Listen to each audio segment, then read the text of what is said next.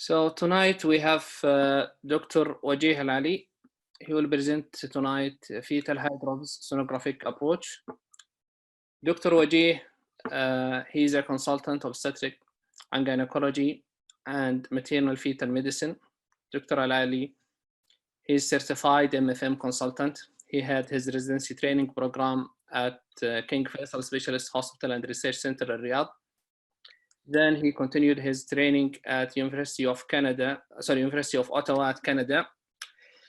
He got an MFM fellowship. Then Dr. Aali joined King Fahd Medical City as a consultant after his fellowship. He worked there for 5 years. Then after that, he switched to private, and he's now a full-time consultant MFM at Banoun Center. He is also a part-time at Kingdom Hospital and Specialized Medical Center in Riyadh. And he's appointed as a clinical assistant professor at Al Ma'rifah University. Welcome, Dr. Wajeih. And it's for you now to share your presentation on the screen. Alaikum salam wa rahmatullah. Thank you very much, Dr. Abdullah, for such a nice introduction.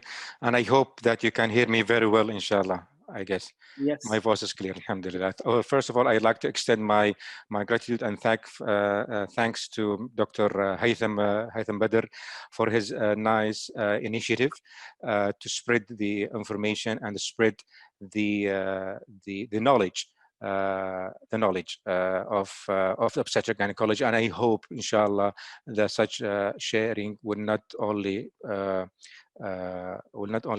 be for OBGYN, as also for other specialties. So I just switch on my screen. So I believe, Dr. Abdullah, can you see my full screen as the presentation right now or not? No, not yet. Not yet. Okay. Yes, now it's okay. Okay. Okay, good. So hydrops.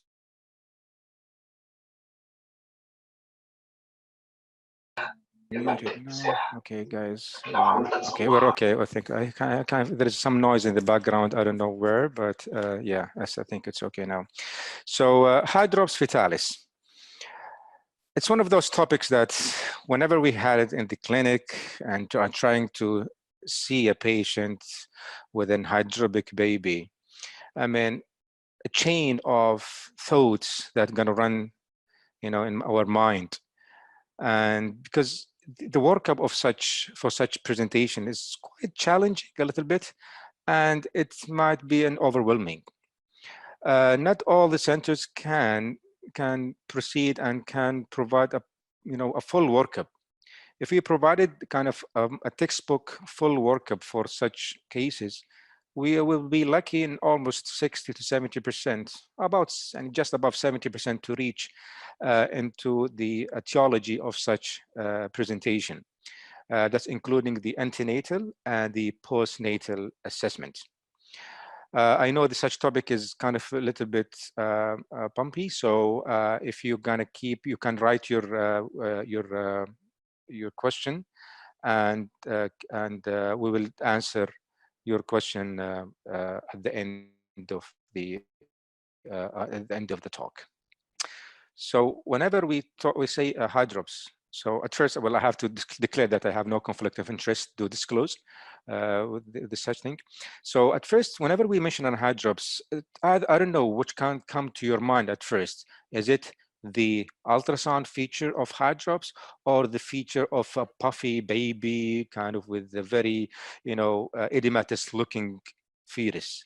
So either which, probably we are talking about the same, same presentation. Yes, I wanted to share with you such picture of one of my patients that gave birth this baby a few years ago. If you can notice from here, from just as a gross assessment and gross checking here, that you can feel that this baby is a little bit puffy, relatively may have some short limbs, maybe short neck a little bit, The skin edema is very clear here around the chest, where you can see the marks of the stethoscope. So yeah, so around the stethoscope. So this is kind of, the feature, the typical feature of the hydropic baby. Hydropic babies can be larger even for such, for age. And this is a relatively puffy baby with this kind of short limbs. And you can tell, the etiology of this, of such presentation, even by looking grossly on the baby after delivery. Whenever we say about hydropic fetuses, it's not always confined only to the baby. We have to also extend our thought to the placenta. Usually the placentas will be hydropic too, thick and ugly looking.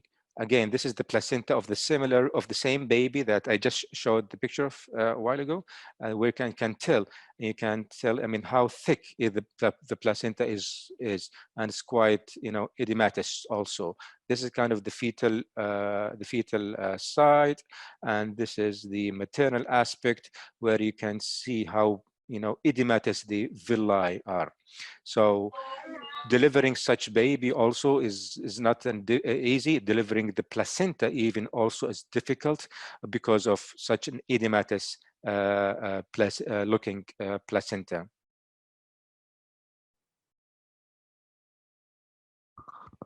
Can you hear me, guys? Very clear. Can I have some comment here that voice is not very clear? Very clear, Dr. Wajeih. It's clear. Okay, good.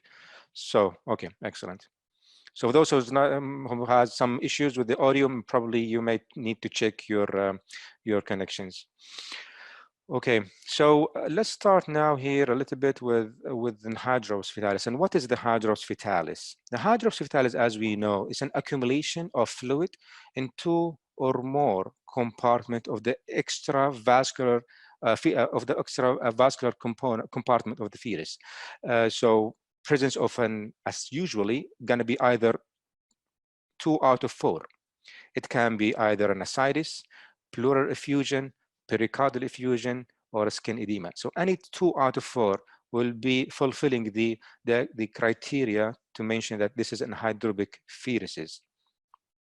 An isolated ascites, an isolated pleural effusion probably is not an hydropic fetus yet, but it deserve a second thought and a second look into trying to look at if this is going to progress to a hydrops or not, and we should start the workup of such isolated findings too. The exchange, the fluid between the plasma and the interstitium is mainly determined by the hydrostatic and the oncotic pressure at each compartment. Some fetal disorders also may play a role in the development of this Hydrops fetalis, including the increase in the capillary permeability, increase in the central venous pressure, a decrease in the oncotic pressure, and also most commonly obstructed lymphatic drainage in the chest or in the abdominal wall. So and not only that, not only those 4 components, usually the Hydrops fetalis will be associated with some element of polyhydramnias and a placentomegaly. Placentomegaly, we're referring to placentomegaly, which is kind of a picture. Whenever we take a picture of the placenta, always try to look into the thickness of that placenta. If it's the placenta, does it look thick or not? Do we have a margin for such thickness? Usually we say if it's more than 4 centimeter in the second trimester, that will be considered as a thick placenta. And if it's more than 6 centimeter thickness of placenta, a third trimester will be considered as a thick placenta. So 4 centimeter in the second trimester and 6 centimeter in the third trimester. But always remember, there's a pitfall, kind of a wrong assessment of the placenta thickness if the placenta is kind of if left lateral or right lateral or kind of oblique. So we have to take kind of a proper, a degree of imaging to the placenta to avoid, a wrong assessment. Where do you pick those cases from? So usually we pick them from ultrasound unit, but those patients usually they will be referred to the ultrasound unit, not typically because of the Hydrops, but because of other things like presence of extensive polyhydramnios. So if you have a polyhydramnios patient and she had a hydrops fetalis, don't be surprised, because usually they will come together. And also if there is any evidence of macrosomia or large for gestational age, or the symphysis frontal height is more than it should be, then could be one of those signs of an hydrops fetalis. Presence of fetal tachycardia by a fetal Doppler at the clinic. And most of the time, when I say fetal tachycardia, that means kind of really tachycardia in the range of 200s or so. Or sometimes it's kind of really untraceable by the CTG or Doppler. And we will go through those kind of etiological factors for fetal tachycardia that will cause hydrops. Some pregnant women may complain of decreased fetal movement. Okay, so even with decreased movement, the hydrops fetalis can be present. Abnormal serum screening also, or also an antenatal hemorrhage, abruption placenta, or severe hemorrhage. Or sometimes we know that such patients is at risk of developing hydrops either because of the previous history or because of the ongoing genetic disorders that is under workup within the family. So we are monitoring the hydrops to be, hydrops to show up. So these are the kind of commonly or the typical scenarios where we pick the hydrops from. Speaking about the hydrops and starting from the first trimester, most commonly, when we refer as hydrops in this first trimester, we are referring to a cystic hygroma. Cystic hygroma, we know that what the cystic hygroma is kind of, where the extensive fluid accumulation behind the fluid, behind the fetal neck. And it's kind of, I would say, it's a mega nuclear translucency with a lot of septations. And this, as all of you know, you can see here the head of the baby with a lot of, fluid accumulation around the baby in the cystic manner, and a lot of septation behind that neck.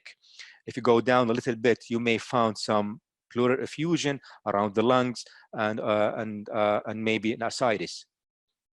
Cystic hygroma, the risk of chromosomal abnormality with cystic hygroma can be as high as 60%. So whenever you see a cystic hygroma, always think about about chromosomal abnormality. But this is a message for our junior audience that we never diagnose chromosomal abnormalities using an ultrasound. If you see a cystic hygroma baby, then we can tell that this is you can tell that this is kind of the chance or the probability of chromosomal abnormality is quite significant. Why it's happening, mainly because of the lack of communication between the lymphatic system and the venous drainage in the neck. If the anasarca or severe hydrops present in the first trimester, there's a very high chance of stillbirth. I have some comment here in the chat that, yeah, maybe my voice is not that good, and checking my connection. So, okay, so what I'm going to do, I'm gonna stop here a little bit, okay? And I will try to switch off my camera, okay, my video, and maybe to reduce, I think it's not because of your camera. I don't know. I have a lot of comments here in my chat, so I don't want to. I see it too, but I think it's just few people, they have a problem. Okay, so I will switch my camera again. Okay, I'm gonna switch on my cameras, and okay, we'll see. Yeah. And I was really sorry about that, because it's the first time to have such a big audience, or almost 350 audience. I don't know if you can. Okay. So there's a lot of background noise here. I think we have to be patient with each other, because this is usually I give such online presentation and online lectures to my student at the university with a group of maximum like 30 or 40, but this is the biggest audience ever I had it with online. So definitely will be some technical issues over here. So let's get back to the cystic hygroma. Just to wrap up about the cystic hygroma, we say that is the lack of communication between the lymphatic system and the venous drainage in the neck most of the time, and this is kind of a very strong marker for chromosomal abnormalities as high as 60 to 70%, and it's warranted an invasive perinatal diagnosis ascites using chorionic villus sampling or an amniocentesis. Presence of anasarca in the cystic hygroma in the first trimester is very high risk for stillbirth before 20 weeks of gestation. This is another picture of kind of a specimen of the cystic hygroma baby. I think most of us have seen at some stage of our training or practice some of those fetuses. The most common chromosomal abnormality with such a presentation is Turner syndrome, followed by Down syndrome. But let's talk about the second trimester. When the second trimester, ascites is the early signs of the hydrops fetalis. And we can see that, if you can see here, as a rim of equilucent fluid inside the abdominal wall or surrounding the bladder or the liver. And if it's too much of acidic fluid, there will be compression on the bladder. Sorry, there will be compression on the bowels also. So the bowels will be compressed. You can see nicely the fluid around the liver and around the bladder, and also the wall of the bowels will be accentuated and will be very clear because of the presence of that fluid within the peritoneal cavity, which makes the bowel wall to be very, very clear. It's unlike, you know, some other differential diagnosis, like whenever we see ascites, so we put some differential diagnosis. I mean, could it be other possibilities? It can be in a pseudoascites. Pseudoascites, be careful, especially for the junior members. In the pseudoascites, be careful to differentiate between a pseudoascites and a true ascites. A pseudoascites is not pathological. It's kind of more of an artifact, hypoechoic thin line in the abdomen. Usually it's deep in the abdominal wall and the muscle of the diaphragm. And we're going to have some pictures we're going to show up for pseudoascites and how to differentiate the pseudoascites from the ascites.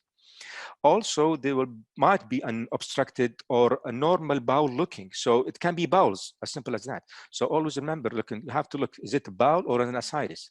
Is it an abdominal cyst, a fetal abdominal cyst? And usually those cysts will be kind of an, you know, isolated, single abdominal cyst most of the time, whether in the periphery, whether in on the midline. It depends on the origin of that cyst.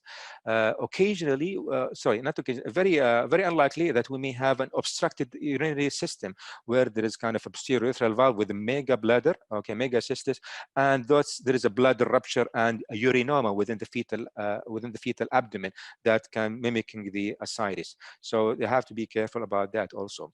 Speaking about this ascites and the pseudoascites, always remember that the pseudoascites is not seen past the anterior edge of the ribs. So always just an anterior part. Is it confined also only into the upper abdomen?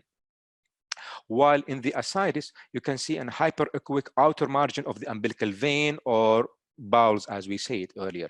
So these are the pseudoascites, and this is the true fetal ascites. Okay, the pseudoascites usually can be an anterior and anterolateral, just an anterolateral also.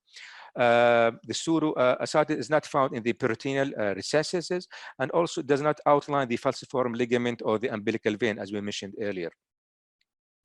So we have to be careful from the ascites and the pseudoascites to start with. The pleural effusion can be either unilateral or bilateral. So again, the pleural effusion appear as a rim of equilucent fluid just inside the chest wall and surrounding the lungs, outlining the lung. The early onset pleural effusion before the 20 weeks gestation may carry a poor prognosis for the baby and also may predispose for an early onset pulmonary hypoplasia, regardless of the etiology. So we have to also to define where when that effusion has occurred and when the effusion then occurred and where when did it start. If it starts very early, it carries the poor prognosis. Make it as a kind of an habit, as a rule. The earlier the onset, the bad outcome. That's kind of rule of any fluid accumulation or an ascites. There's a few pictures here of showing pleural effusion either in cross-sectional or in longitudinal view. Here we can see fluid around the lungs, very clearly with absence of ascites. Here you can see nice 4 chambers view, and this is the typical cross section to where to assess the pleural effusion. And you can see nice fluid accumulation around the lung, and these are the lung tissues actually over here. So how we can differentiate the pleural effusion from the pericardial effusion? So this is a little bit challenging for non-experienced examiner. So a pericardial effusion, always remember that can be a physiological pericardial effusion. A pericardial fluid up to 2 millimeter can be considered as a physiological pericardial fluid. So it's not a pathological.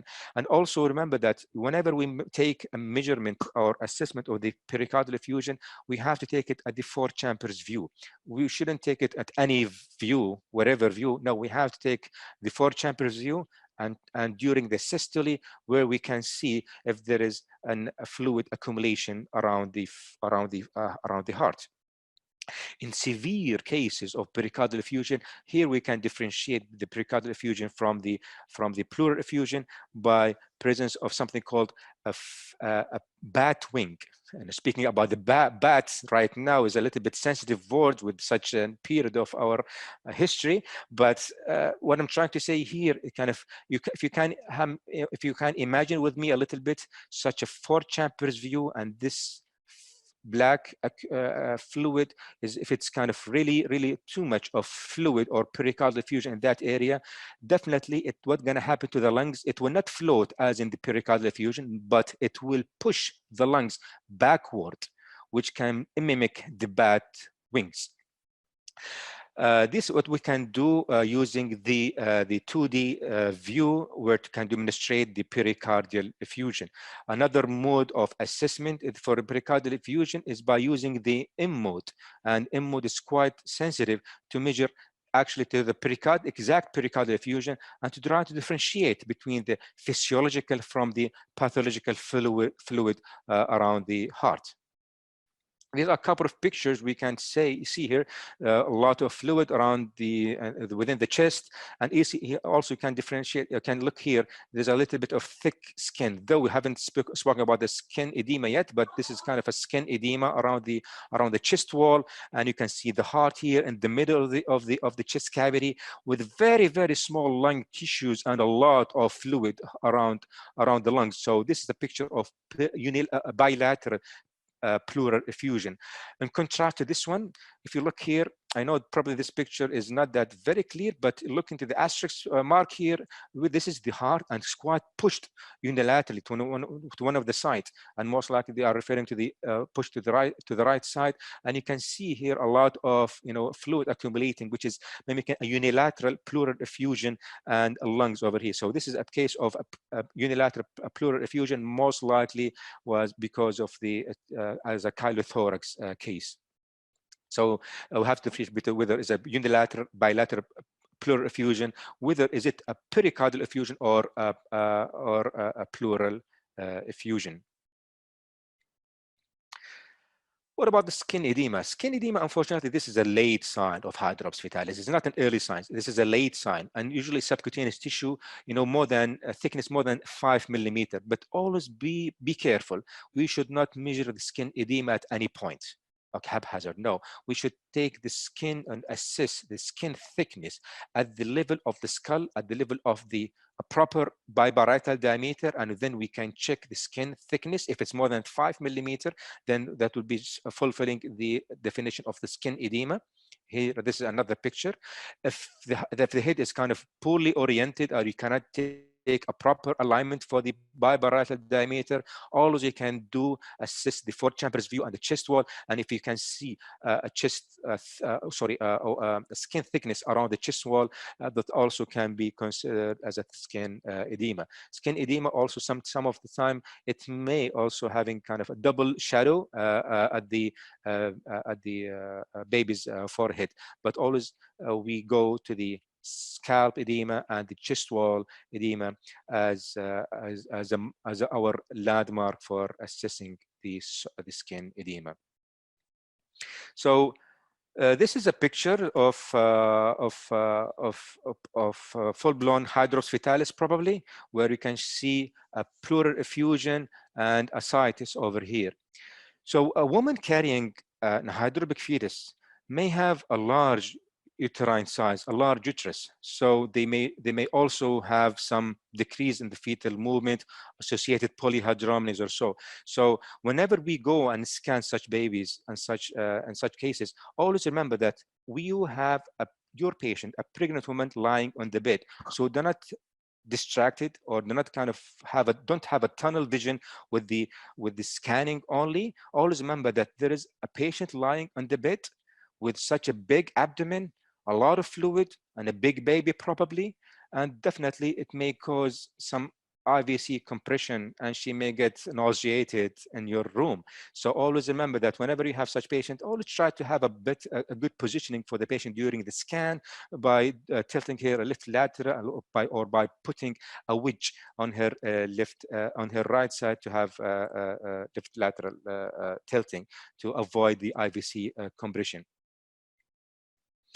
Hydrops actually is associated with a broad spectrum of disorders. The key issue here actually is try to identify the treatable condition, the salvageable condition that we can interfere and treat, and also those conditions with a high risk of recurrence, where we're trying our best to reach into a diagnosis in order to prevent this from happening again. And also remember that sometimes you may need to deliver the fetus if the continuation of the pregnancy is more risky than keeping the baby, or maybe this baby is at risk of fetal demise if we are continuing, the pregnancy. So the question now, where to start? The workup. If you have a fetus with a hydrops fetalis, always remember that the first step is to try to differentiate whether this is an immune or non-immune fetal hydrops. And I believe most of us knows that after the nice lecture of Dr. Jamil a few days ago, when he spoke about an RBC alloimmunization, and I believe he covered the immune hydrops fetalis very well. So the key point is that here, trying to differentiate which is which. Is it an immune or non-immune hydrops? But I would like to add here one point, that do not ever rely on the blood group. Okay, so we know that because there might be an immune hydrops happening with an Rh positive because of the atypical antibodies, other antibodies, unusual antibodies other than the anti-D. So having a blood group of Rh positive does not exclude an immune hydrops. You have to go back and check the antibody screening, which is the indirect comps test. And if it's positive, I think you have to ID the antibody and also the titration of that antibody. If it's an immune, then I believe it took the kind of the easy path where we can interfere. And also always remember that Kleihauer testing is very important, at the initial step, to differentiate between kind of an acute presentation of hydrops that can be salvageable and can be treated with an emergency fetal blood transfusion. So we're going to talk about the fetal hemorrhage in a bit. So I believe this is the first step where we can differentiate between the immune and non-immune hydrops. From now on, from this slide and now on, I will talk mainly about the fetal hydrops of non-immune hydrops fetalis. So what's coming afterward?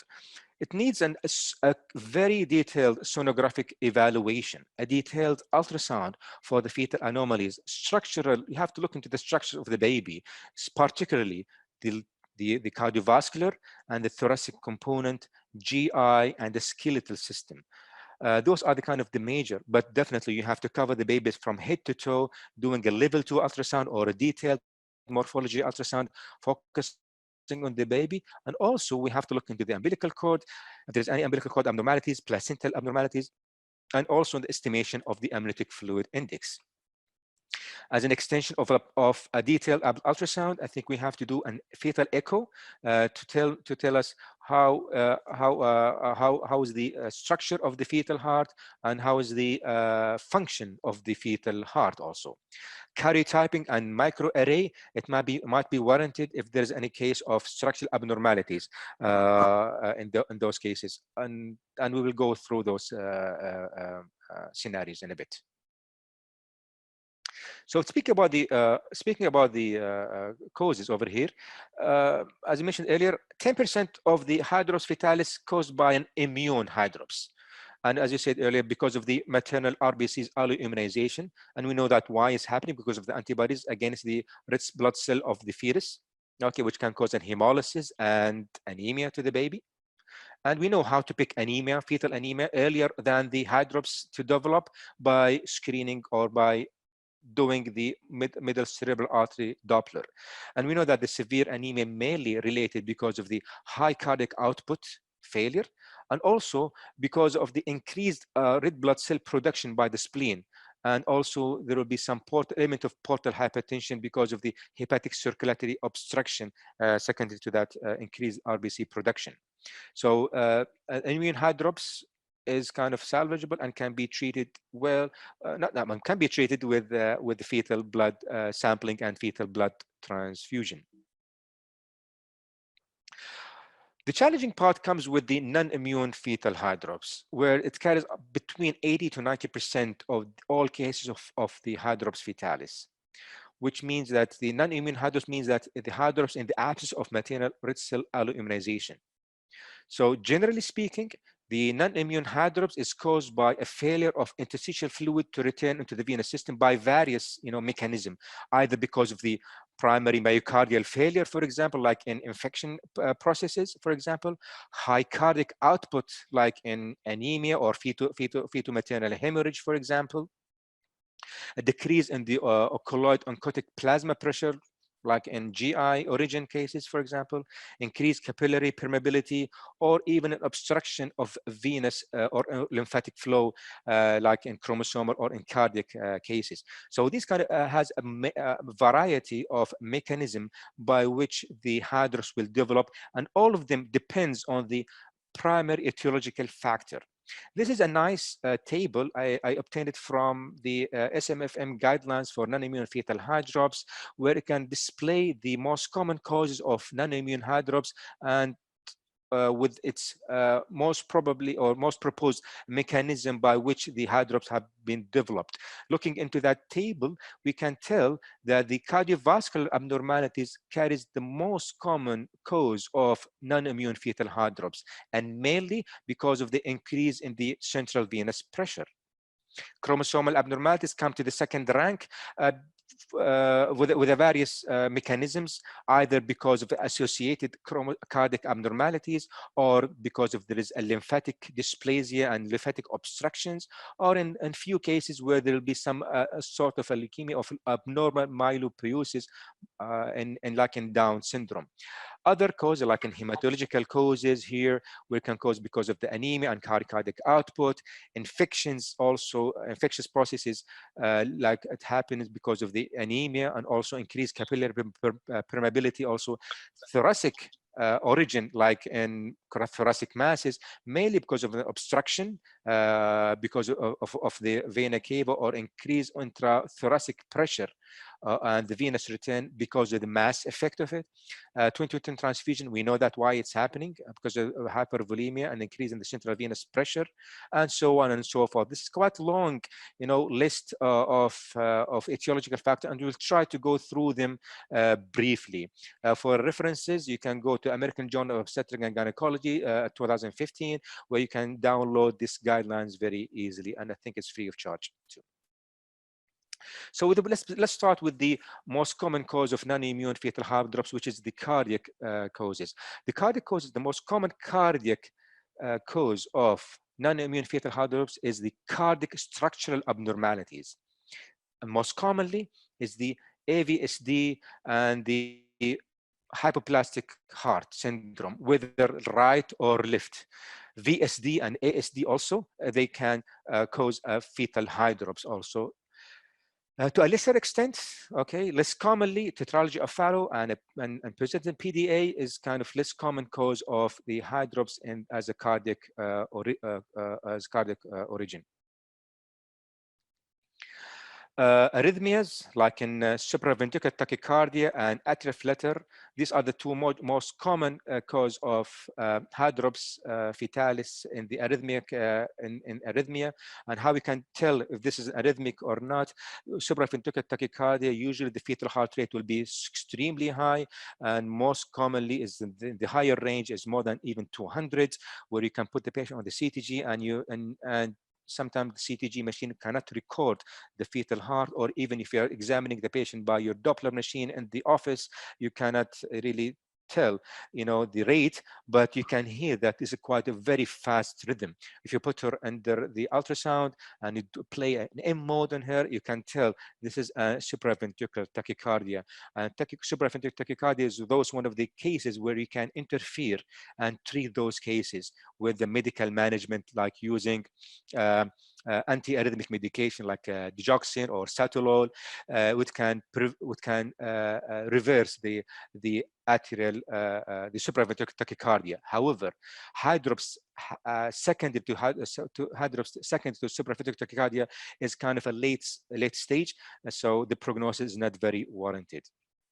Atrial flutter is pretty much carrying the same, but to a less extent than and less common than the supraventricular tachycardia. Cardiomyopathy, it can be either because of structural abnormalities or because of either more of systemic illness like in inborn metabolic diseases, where you can see cardiomyopathy associated with the hydrops fetalis. But you can tell there's really a big heart within occupying the chest cavity. Cardiac tumors plays a role in the developing a hydrops fetalis, and mainly because of the increase in the central venous pressure due to structural abnormalities. So such tumor may cause an obstruction for the heart. Going back to the arrhythmias, I've spoke about the tachyarrhythmias, but what about bradyarrhythmias? Bradyarrhythmia also is one of the conditions where you can see kind of a heart block and very slow heart rhythm, and most of those cases are associated with an autoimmune maternal diseases, in particular SLE or Sjogren syndrome, where you can do some blood tests on the mother and test her for anti-SSA or anti-SSB, and you can see those antibodies circulating within the maternal circulation. Those antibodies can transfer through the placenta and affect the SA node and the nerve conducting system. Also, the bradyarrhythmia can happen because of the structural abnormalities too. So speaking here about the cardiac origin, mainly because the pathway by why it's happening, mainly because of the increased central venous pressure, or because of the increased or inadequate diastolic ventricular filling, like in arrhythmias, for example. Those are a few pictures of the heart, where you can tell there's a mass over here. There is a kind of a cardiac tumor over here, where a bright lesion in one of the ventricles over here. And you can, and then our role, along with the pediatric cardiologist, comes to trying to know what kind of tumor is this. Is it a kind of rhabdomyoma or a myxoma or other less common tumors? Some tumors may need a further genetic testing, like in rhabdomyoma, where the tuberous sclerosis is quite very well associated with those rhabdomyomas in around 50% of the cases. So always go back and do some genetic testing. I can see this chat alert is popping from every now and then, and I'll promise you I will go through those questions hopefully by the end of the talk. I don't know why I do have a lot of pictures for the cardiac tumors, but these are other pictures of the cardiac tumors. Here we go. There's a large mass here occupying the right ventricle and causing a significant pericardial pericardial effusion. This is the bat wing that I just mentioned to you earlier, where you can see an extensive pericardial effusion, and you can see the lungs kind of pushed backward. This is the spine. The lungs are pushed backward, and it looks like a bat wing sign for the pericardial effusion. For the chromosomal abnormalities, presence of the hydros fetalis with the chromosomal abnormalities doesn't carry a very good prognosis, actually.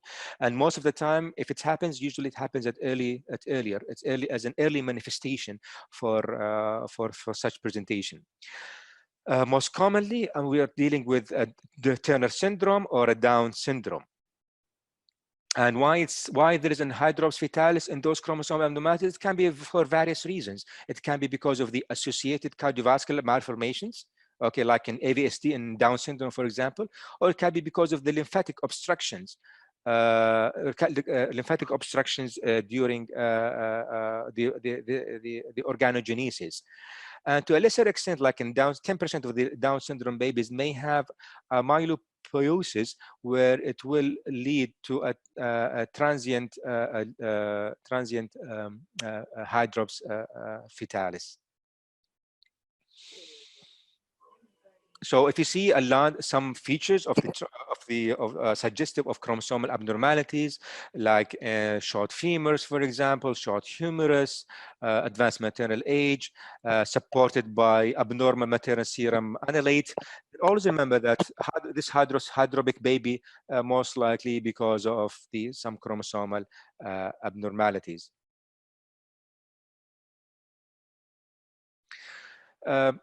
Fetal anemia, well, fetal anemia can cause hydropic babies, but whenever I say fetal anemia, we're not focusing only to the parvovirus. We know that the parvovirus infection is the most common cause of fetal anemia. But it's not only confined to the parvovirus. It can be other hemoglobinuropathies, like in alpha thalassemia, for example. So knowing your patient, knowing the ethnic group of or ethnic background of your patient is a bit important, trying to to tell whether this is a kind of an hemoglobinopathies or not. Looking your patient's CBC result, and it will tell you is it a kind of suspected or unsuspected. For example, in some reports where in South Asian, for example, Southeastern Asia, where almost 50% of the non-immune fetal hydrops happening because of the alpha thalassemia, while in the rest of the world, almost less than 10%. So knowing the ethnic background is quite important. I know one of my MFM colleague recently, I would say a few months ago, diagnosed a patient with presented with the severe hydropic fetus. She's a nurse, actually, in the hospital, and looking to her ethnic background, he suspected an alpha thalassemia, and he did some workup, codosynthesis and workup for that, and he proved that this is an alpha thalassemia. So always remember knowing your patient very well and try to deal with your patient case by case. Fetal maternal hemorrhage also is one of the causes of fetal anemia. So how do we suspect that? Well, by doing a Kleihauer testing. So Kleihauer test is kind of one of those mandatory or essential tests for any hydropic babies, especially if it's associated with an abnormal middle cerebral artery peak systolic velocity or middle cerebral artery abnormalities. So Kleihauer testing is very important. Parvovirus is one of them, again, as I mentioned to you, is one of the most common causes of fetal anemia. Usually it will be present with the slab cheek maternal symptoms, non-specific symptoms most of the time, and it can be proven by the seroconversion of the maternal serum. If you suspect that, you can do a middle cerebral artery Doppler, and if you see signs of anemia and associated with abnormal MCA associated with the hydrops in the presence of parvovirus IgM, most likely we are dealing with a parvovirus that can be treated simply with the fetal blood transfusion, though the mortality is significant as long as there is an hydropic feature to start with. To a lesser extent, the other causes of fetal anemia, like in J6PD, some pyruvate kinase deficiencies, those kind of a less common cause of the fetal anemia.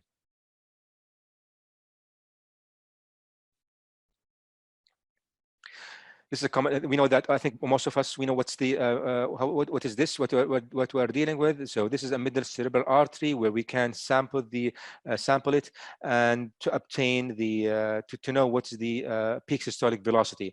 A few technical tips here. Whenever we take measuring the middle cerebral artery, always remember the tech to almost have a zero angle to the middle. Your cursor should be zero angle to the middle cerebral artery as much as possible. Okay, and try to and avoid sampling the MCA while the baby is in active status. Try with the baby is kind of in more of a quiet status. Take multiple sample and then take the highest reading and then plot it on the chart. There are a lot of nowadays there are a lot of free software available in the internet that easily you can put your numbers, you can put the MCA PSV values along with the gestational age, and it will calculate for you whether this is a normal or an abnormal values. Speaking of those softwares, like Fetal Medicine Foundation, for example, they have very nice calculator icons. You can put your indices and variables and can automatically calculate that. Fetal Medicine Barcelona group also they have it free of charge on their website, and also perinatology.com. So there's a lot of kind of references you can use it for such purposes.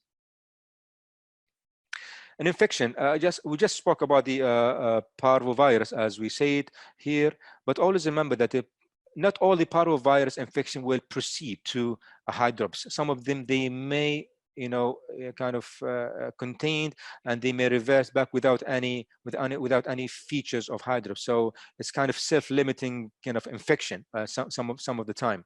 So don't be afraid. Speak about the infection also. Always remember that fetal infection, most of the time, fetal infection sources will not present as an isolated hydropic fetuses. There will be, most of the time, will be some associated markers in the baby, like calcification of the intracranial calcification, abdominal calcification, macrocephaly, a degree of ventriculomegaly, maybe placentomegaly sometimes, so or hepatomegaly can be shown. And also, if it's the fetal infection happened at the earlier stage of pregnancy, we can be associated with the symmetrical fetal growth restriction.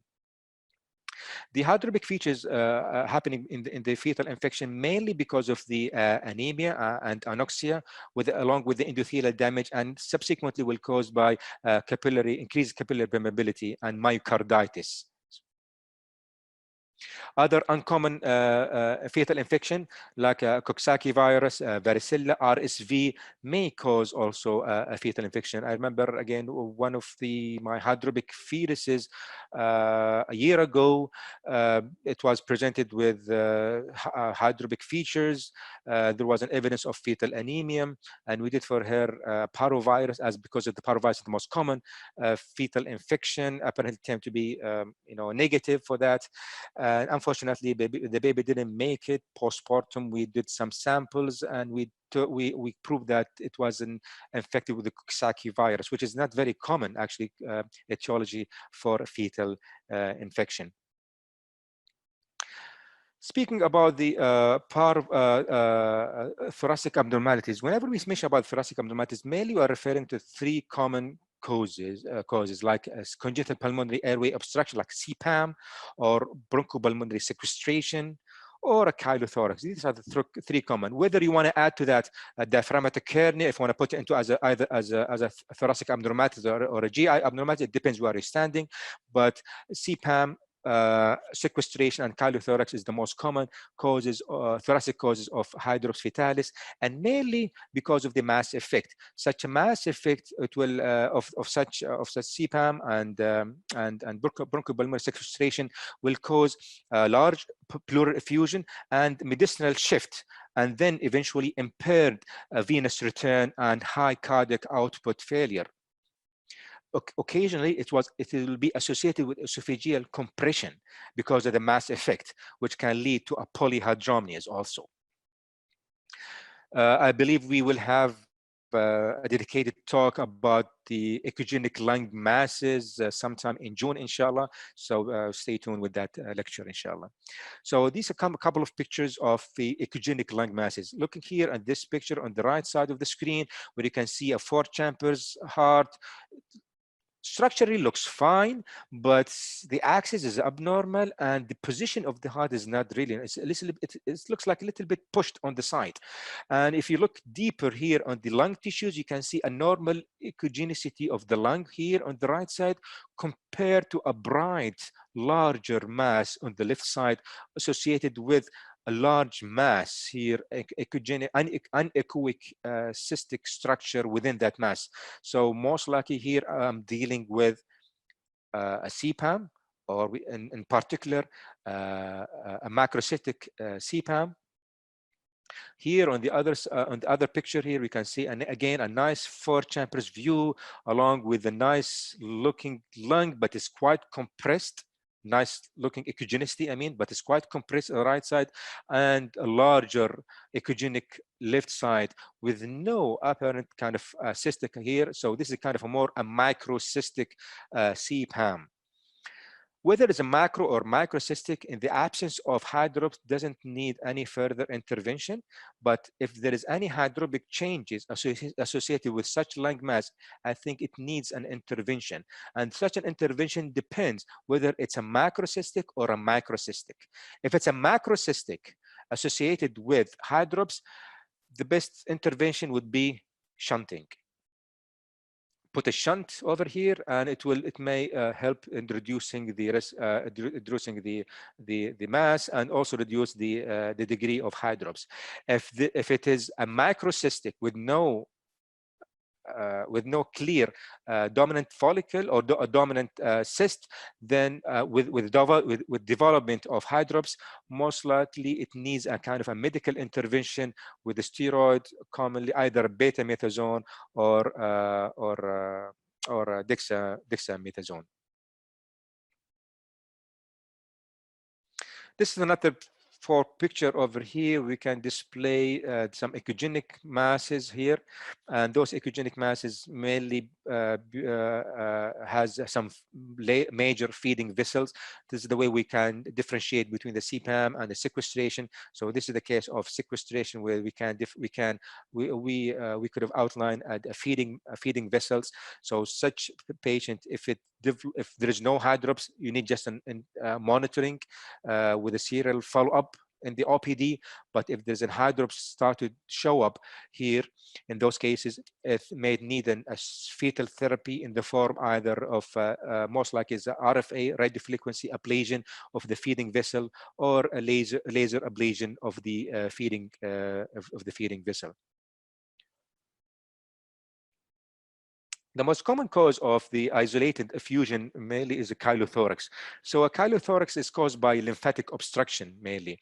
And how we can tell and how we can diagnose the chylothorax by doing a sampling of that pleural tap, by tapping that tap and take that pleural fluid and send it for cytology. And if you can appreciate more than 80% of the lymphocyte, that means this is diagnosis for chylothorax in the absence of any fetal infections. The overall prognosis of the fetal hydrops associated with lung mass depends on the stage of diagnosis. So as I mentioned earlier, the earlier the diagnosis, the bad outcome, mainly because of the risk of the fetal pulmonary hypoplasia. Either a picture over here where you can tell an ascites, for example, and if you look over here, probably you may notice an hyperinflated lungs.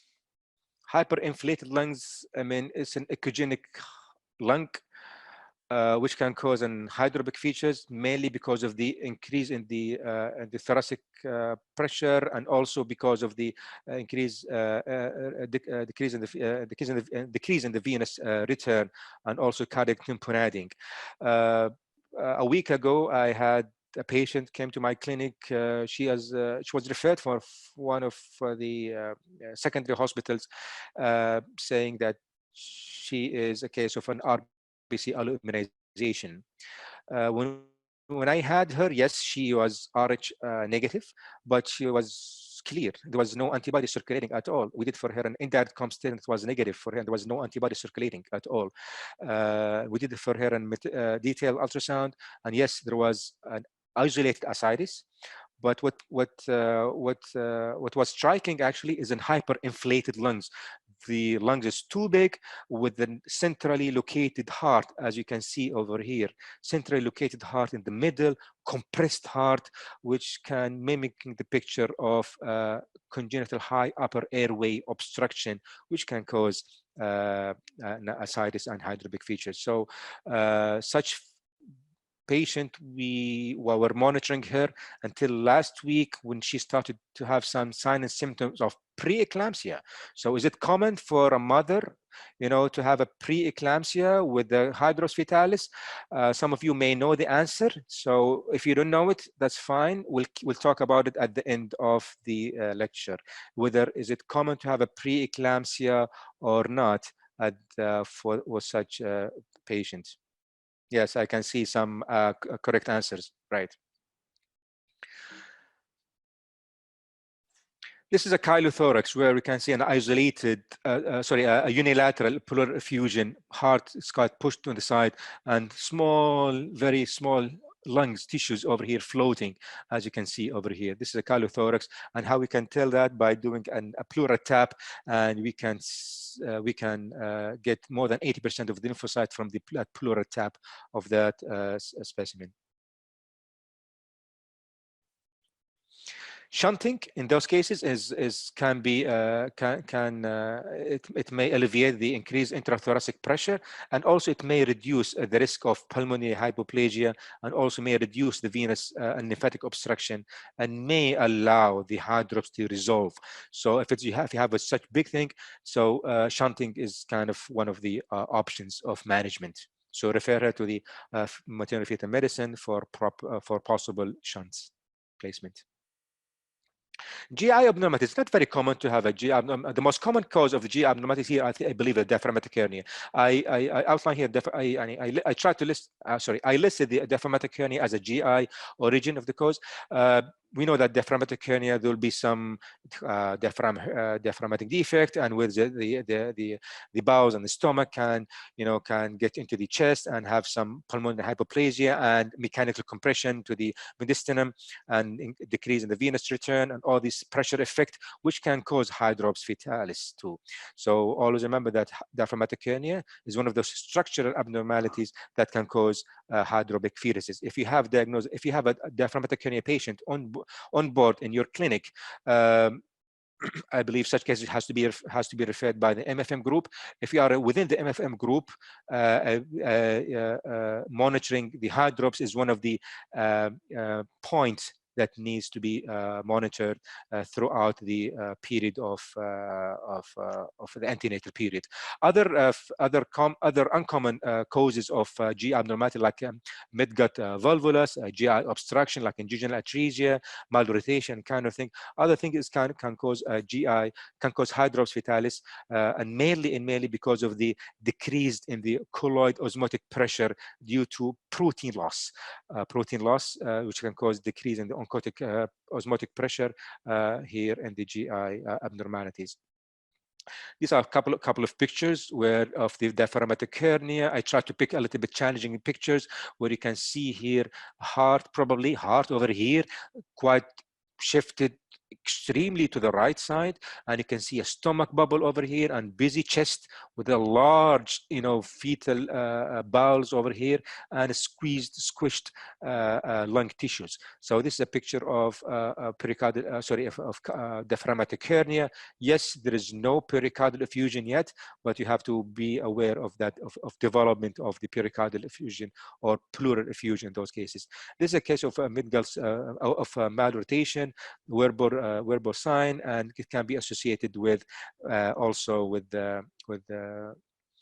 hydrops fetalis because of the decrease in the osmotic pressure, and also because of the infarction of small bowel infarctions. Twins. What about the twins? Complicated monochorionic diamnitic, mainly I'm referring to the 20-20 transfusion syndrome. Yes, I think it's easy to pick. You know that whenever there is a 20-20 transfusion syndrome, always remember that you have to monitor that. Speaking about the monodies, if you have a monodi twin in your clinic, and she's uncomplicated, I think you have to monitor her quite serially every 2 weeks, starting from the week number 16 until week number 36, as per the guidelines. Why is that? Because we are monitoring for the development of twin-to-twin transfusion syndrome, or TAPS, twin anemia polycythemia sequence. So TTS or TAPS can result from the complicated monochorionic diamnitic with a rate of around 10 to 15%. Why it's happening? Mainly because of the high hypervolemia of the recipient, which can lead to a high intravascular volume, and also will cause hydropic features of that recipient one, which can be defined as late as stage 4 twin-to-twin transfusion. What's the treatment of choice? I think once it's reaching stage number 4, I think the prognosis is limited, but fetal laser coagulation is the best as the treatment of choice for such cases. The other uncommon thing, which is a TRAP, twin reverse arterial we call TRAP, twin reverse arterial perfusion sequence, where the other name of it, which is we call it a cardiac twin. A cardiac twin can be associated also with hydropic features, mainly because of the high cardiac output mechanism. The treatment of choice is kind of radiofrequency ablation of that cardiac twin by fetoscopy, and most of the time the hydropic hydrops will resolve afterward. This is a picture of kind of mimicking the 20-20 transfusion syndrome, the big baby, small baby, donor and recipient, and the recipient most of the time who will have the most of the cardiac abnormalities and cardiac sequelae, including hydrops fetalis. Tumors. What about the fetal tumors? Tumors actually is not very uncommon. Specifically, the teratomas, whether sacrococcygeal, mediastinal, or pharyngeal teratomas, can cause significant hydrops fetalis. But before the hydrops fetalis, usually they will cause severe polyhydramnias. Lymphangiomas and hemangiomas to other extent also can cause hydrops fetalis, and all of them, they share a common mechanism by which, because of those tumors are very vascular, and we're going to lead to hydrops because of the high cardiac output failure. So be aware if you have such patient. Always remember that you have to do a serial monitoring for the baby in order to, to early diagnose hydropic features. Cardiac rhabdomyomas, I mean, it can be considered as a cardiac origin or a fetal tumor, depends where you're looking at. But why the cardiac rhabdomyoma will end up into hydrops mainly is because of pressure effect and diminishing the venous return. This is a picture of one of my patients who had came to me with a report from her original physician saying that it's possible spina bifida. And I can give an excuse for that because it was picked as early as 24 or 26 week gestation. And all of us who know that the sacrococcygeal teratomas are quite fast growing tumors. So at the very beginning, it was small tumor. So that was mimicking kind of the spina bifida. So she came to me, and at around 26 weeks gestation, we did an ultrasound for her. Looks big mass, big mass. And looking into the intracranial feature, there was no intracranial feature for neural tube defect at all. And we delineated and outlined a proper spinal cord with a little bit of scoliosis, but there was no evidence of spina bifida. We we took some measurement of that mass, and oops, there was a large mass, and it was fast growing. This picture was, I believe, in her third visit. That's growing dramatically. The starting diameter of that mass was around 7 centimeter, ends up at the time of delivery by mass of 13 by 13 centimeter. You can see how big is that mass. The good thing here in that scenario, alhamdulillah, this baby was not hydropic. I was monitoring this baby closely twice a week with ultrasound, Dopplers, and also for an MCA to make sure there is no signs of fetal anemia. And everything was fine, apart from polyhydramnias, significant polyhydramnias, for which he underwent a single amnioreduction, and around 31 weeks, she started to have some evidence of fetal anemia that was clear by middle cerebral artery. It was just above 1.5 multiple of the median. We did some kind of a group consult with friends of colleagues of MFM, and we believe that let's wait a little bit longer on her to have you know, later on for a week or so. So around 32 weeks, she started to have more clear evidence of fetal anemia, where the MCA peak systolic velocity and these numbers was corresponding to 1.7 multiple of the median, where we decided to plan for a fetal blood transfusion. There was no hydropic features yet at that moment, but on the day of transfusion, I think, or one day before that, she get into a preterm labor, which is not surprisingly because of this polyhydramnias. So we managed to deliver the such baby with, alhamdulillah, with an intact mass. It was tough delivery by cesarean section, of course, and we got this baby in hemodynamically stable. The the first hemoglobin level for the baby was 12, which is not very bad, you know, okay, for such big mass. It's quite vascular, and it was repaired, alhamdulillah, resected completely, and it was kind of more of an those type that is not really involving, there's no internal component, very minimal internal component, alhamdulillah, and we saved the baby and the mother, alhamdulillah. Yeah, this is a picture, evidence or example of a huge sacrococcygeal teratoma. Teratomas can be also present in the pharyngeal part also, or any part of the upper abdomen, where it may require a kind of a different modalities of management.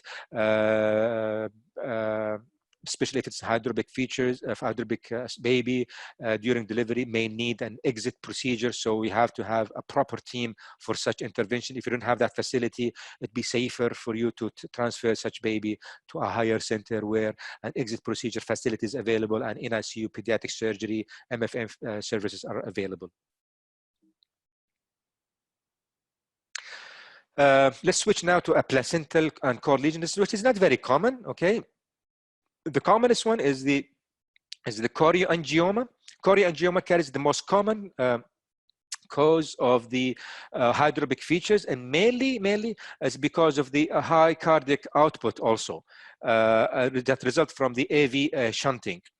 And it's quite there is a relationship between the chorioangioma size and the mortality and the risk of developing hydrops fetalis. So the bigger the size, the higher the risk of having a baby with hydrops fetalis. So if you have such masses, always remember that it'd be better, you know, to refer that to a higher center where you can monitor those such babies, and if there is any evidence of tumors, if there's any evidence of hydrops, they can be interfered with such for such interventions. This analytic band syndrome rarely is not very common, but it can be also associated with hydrops fetalis. almost getting there. So bear with me. So almost there to the end of the lecture. What about the skeletal dysplasias? I mean, yeah, remember that first picture that we had in the lecture? That's what kind of one of those examples of skeletal dysplasia. Skeletal dysplasia can be either achondroplasia, achondrogenesis, OI, teratophoric dysplasia, whatever. Okay, but most of them, they share kind of a common proposed mechanism, which are believed to be a hepatic enlargement. The exact mechanism is unclear, but it may involve altered venous return, cardiac tamponading because of the small chest, and also hepatic dysfunction with hypoproteinemia.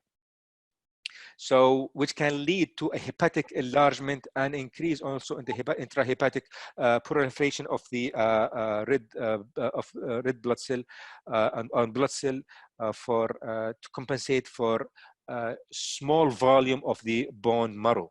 So that's why there might be some hepatic enlargement which can cause hydropic fetuses.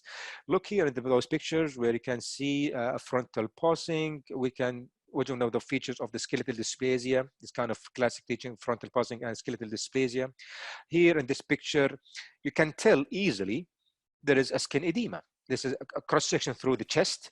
We can see the heart and the lungs, and there's a pleural effusion, I believe. Yes, you can see a pleural effusion, occlusal fluid, and there is a significant chest wall edema. Can you tell anything else from this picture? Well, for those who notice the white line, though, I will give them kind of an A mark.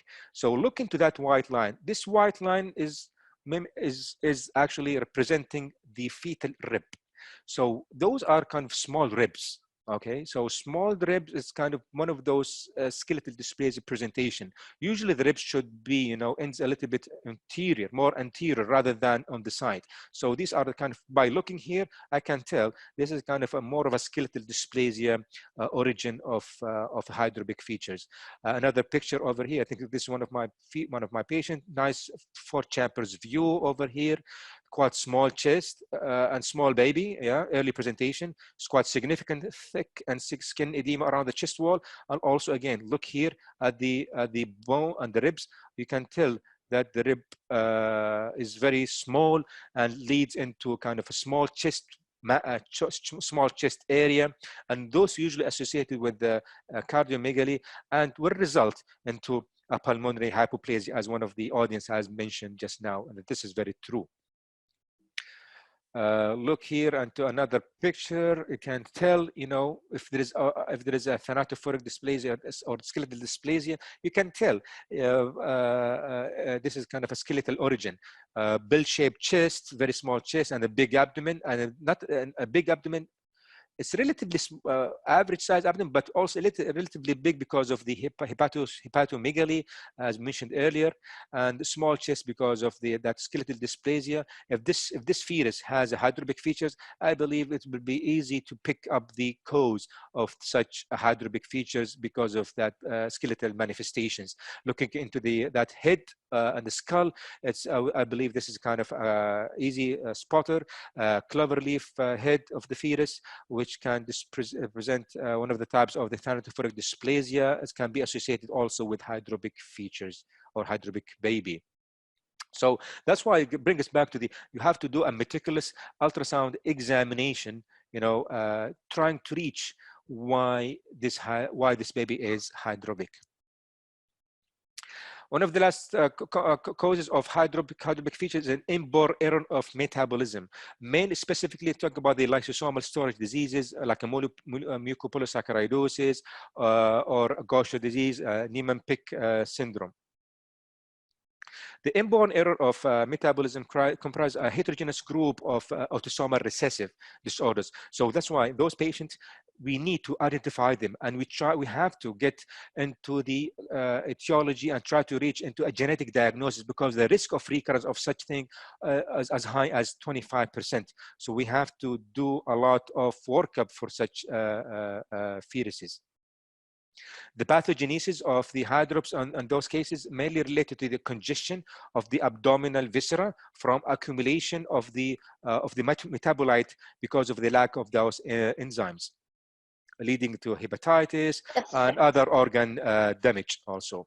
Cardiomyopathy can be associated also, cardiac dysfunction can be associated with such inborn error of metabolism as a feature. So how do we do the workup over here? I believe there is some noise in the background over here. Yeah. Okay. So how do we do the workup? Speaking about all these kind of etiological factors, the key point is to do a meticulous ultrasound examination. Take your time with the scanning. Okay. Ask for help. Ask for a senior opinion about that. Identifying the hydropic baby is not difficult. I think it's a spot diagnosis. I mean, once you put the ultrasound probe on the baby, and you can tell this is a hydropic fetus. But the challenge is trying to reach into kind of an etiology and to try to establish the etiology and to determine what is the next step. Is it salvageable? Is it treatable or not? And our role is to kind of try to identify those treatable conditions like anemia, fetal-maternal hemorrhages, for example, kind of thing, pleural effusion because of the chylothorax, for example. So those kind of treatable conditions should be worked up very properly. And also the preventable conditions like in genetic diseases or chromosomal abnormalities. We have to know what is the etiology for prevention on the subsequent pregnancy or in the future pregnancies. If you do a proper workup in textbook setting, we will be lucky as almost in 80% of the cases. Still 20% to up to 25% can be unknown or idiopathic. So don't be kind of depressed if you don't reach into an etiology. But always remember, the workup is not only during the antenatal period, but also extend to the postnatal period, examination of the fetus, autopsy if the service is available, doing autopsy, whether targeted autopsy or general autopsy. It will tell us, it will provide us some information also. A common question by the parents: is it going to happen again or not? This is a $1 million question. I usually would say, especially if it's kind of if we're not lucky to reach into a diagnosis. So generally speaking,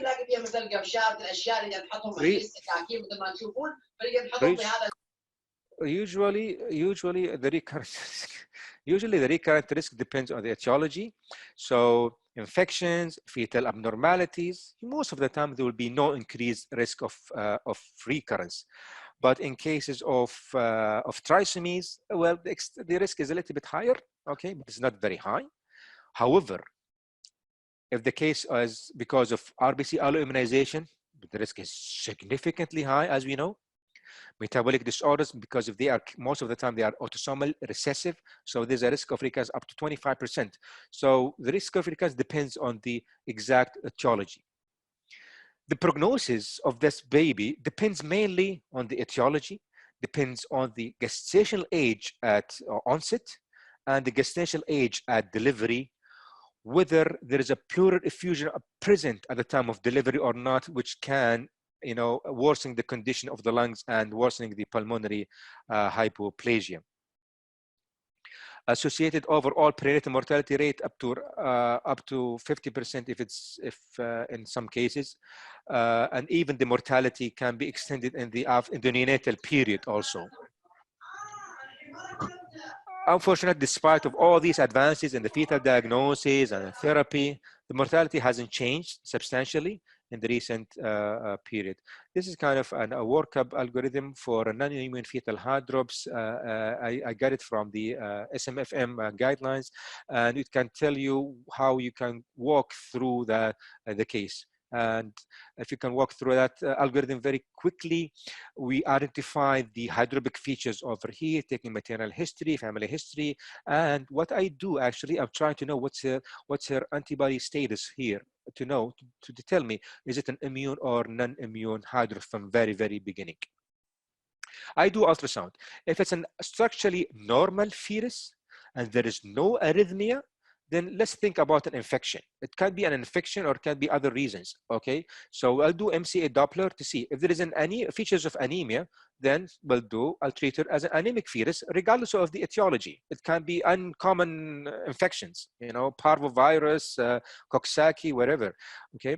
And if it's normal Doppler for the MCA, then probably we need to do an amniocentesis and do some microarray and some infection profile.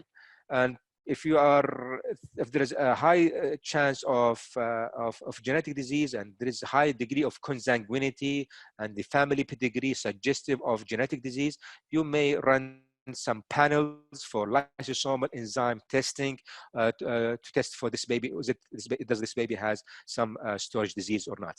What about the other arm? If there is a structurally abnormal, there might be a little bit easier, you know. So we picked up the abnormalities. Once there is an abnormalities, I think needs an sampling, amniocentesis, karyotyping, or microarray, along with some infection profile study.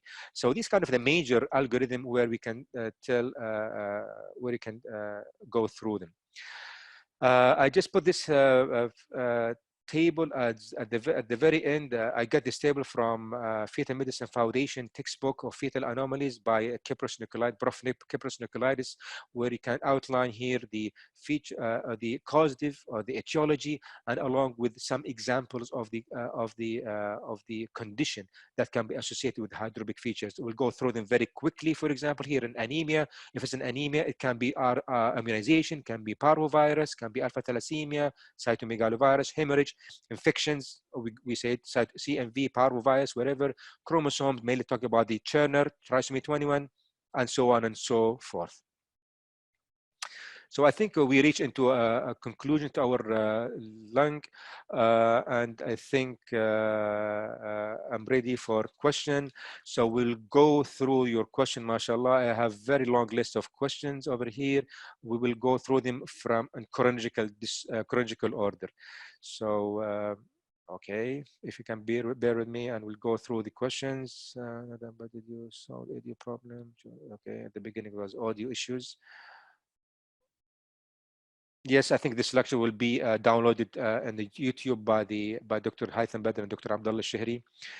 I hope that you guys enjoyed this lecture, inshallah. I know this managing hydrops is not that easy, okay, and sometimes a little bit kind of challenging, but if you think systematically, I think it will be easy task for you. Most of the talk was okay. Those connections. Okay, let's. If infection is the cause of non-immune fetal hydrops, if it treated early can result and improve hydrops? Well, depends on what is the infection is. So this is a very nice question. Depends on what's an infection. If it's toxoplasma, for example, I mean, yes, we do have treatment for the toxoplasmosis, and it may reduce the fetal infection, though the outcome is not very warranted. But if you have other infections, probably we don't. So I'll make it as a rule. The earlier the infection, the worse outcome. The earlier the onset of hydrops is the worse the outcome. Yes, I was talking about the maternal manifestation of the hydropic babies. Yes, we are referring to a mirror syndrome, where the patients start to have a proteinuria and signs and symptoms of preeclampsia, high blood pressure. So always that do not have a tunnel vision. Okay, managing hydropic babies, whenever you have a mother carrying a hydropic baby coming to your office, always look into the vital signs, look into the blood pressure. At every and each visit, ask about the signs and symptoms of preeclampsia. The case of the congenital high upper way obstruction that I just mentioned to you, who presented with an ascites, she came to my clinic last week with a blood pressure of 145/95. Protein, it was trace, but she had some signs of symptoms of preeclampsia. We admitted her to the hospital for observation. We did some full workup for preeclampsia. Apparently, probably she was anxious because of the visit, so that's why she had kind of high blood pressure, I believe. Her blood pressure remained stable, alhamdulillah, and her workup for preeclampsia was negative. So we discharged her with the frequent follow-up in the clinic. Okay. Okay, I think Yeah, I think we're some fine. Yeah. questions. Somebody raising her hand. Sarah, I think she has a question. She can ask her question.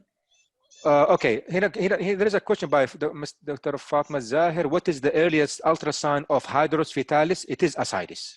This is ascites. So always remember, when I say hydros fetalis, that means I'm referring to either one of four, either ascites, pleural effusion, pericardial effusion, or skin edema. Polyhydramnias or thick placenta is kind of associated findings. We do not diagnose hydros based on the polyhydramnias. Those are associated findings. So yes, ascites is the first feature of hydropic fetuses. Is there a skin edema at the image of bowel volvulus? Yes, there is. Those who had mid volvulus, yes, it is. Okay. Last question. Thanks, doctor. Thank you very much, everyone. Okay, I think. Dr. Abdullah, I don't know. Can you see any questions here or not? I think there is Sarah Abdurrahman. She has a question. I think she's raising her hand, so she can open her mic and talk if she wants. Okay. Or maybe that was a mistake. Just okay. Okay. If there is a comment here after delivery of hydrops baby, if not acknowledged before, what about management for this baby and how much can survive? Okay, so that means it's kind of an undiagnosed hydropic babies. Yeah, it happens. It can happen. Well, it's a tough question. God help our friends from pediatrics. It's going to do a lot of work. They have to do a lot of x-rays. And from perinatology point of view, if you can take a blood sample and store the DNA, that will be good. That's the minimum that we can do. Okay, from that baby. Take a blood sample and store it for DNA for possible further genetic testing if needed. Always remember, look into the placenta, send the placenta for histopathology with placental pathologist, not any pathologist, with my all respect, placenta pathologist or perinatal pathologist who can check the placenta properly and assess the baby. How is the hydropic manifest on the mother health? Well, features of sign and feature of preeclampsia. I think this is a repeated question. How can you repeat the differences between the ascites and the pseudo-ascites? Yes, I can go back to the previous image of the differentiating the ascites and the pseudo-ascites, and I will share the screen again here. I think I already am sharing my screen. Yes, over here. So this is kind of a pseudo-ascites, and this is true ascites. Whenever you put a scan, next time when you do ultrasound, try with a normal individual and look into the abdominal circumference, at the plane of the abdominal circumference. Definitely, and most of the time, you will find this very small, thin, black line over just under the skin anteriorly. Those are the pseudo-ascites. Pseudo-ascites are only contained in the anteriorly, while the ascites will sometimes it can be throughout the abdomen. With ascites, true ascites, you can see clearly the umbilical vein or the ligaments or the falciform ligaments. These kind of major differences between the pseudo-ascites and ascites. Cystic hygroma is a sign of hydrops, or it can happen without hydrops. Yes, it can happen without hydrops. So yes, cystic hygroma can be just a cystic hygroma, or a worse kind of presentation of cystic hygroma, which is we call it anasarca. There's a lot of fluid around the baby, you know. Okay. I cannot really trace the. If there is a fetal bradycardia, you need to do ANA antibodies. Well, I would do anti-SSA and anti-SSB. The SLE profile for antibodies, that's more warranted actually. ANA is not very specific. Yes, you can do ANA. It will tell you, generally speaking, what is it an autoimmune origin or not. But anti-SSA and anti-SSB would be the accurate test. if the baby diagnosed before the first trimester, what measure to do for the baby's incoming trimester? Well, the earlier, the worse, unfortunately. If I have a patient with early onset hydrops at 13, 14 weeks gestation, usually I'll tell the mother that the prognosis is really, really not very good. But I tell him that we have to do our best to reach into an etiology and a cause in order to try to prevent them. Can I treat them? I mean, it's definitely is a long way from 14 weeks until term. So treating is not very guarded probability, and salvaging the baby is very guarded probability. But trying to reach into a cause, while to prevent that from happening in the future, specifically speaking about genetic or chromosomal abnormalities. Whenever I say genetic, that means inborn error, metabolism, skeletal dysplasia, whatever the case, as long as it has some genetic cause or background. Thank you very much. Dr. Abdullah, mic for you. Thank you, Dr. Wajeih. It was a nice presentation. And we hope to see you soon with another lecture, inshallah. Inshallah, and I believe my apology for you guys if it wasn't very interactive. This is my first kind of an online big audience lecture or talk I've ever made. Interaction is not, there's no visual interaction, so this is kind of a challenge. I think we have to cope with that. And even myself, I am on your side listening to those lectures online for the last few months. I feel lost a little bit, but I think we have to, adopt. God knows for how long, but hopefully it will not be that long, inshallah. Inshallah. Thank you very much. Thank you very much. Good night, everybody. Thank you very much. Thank you.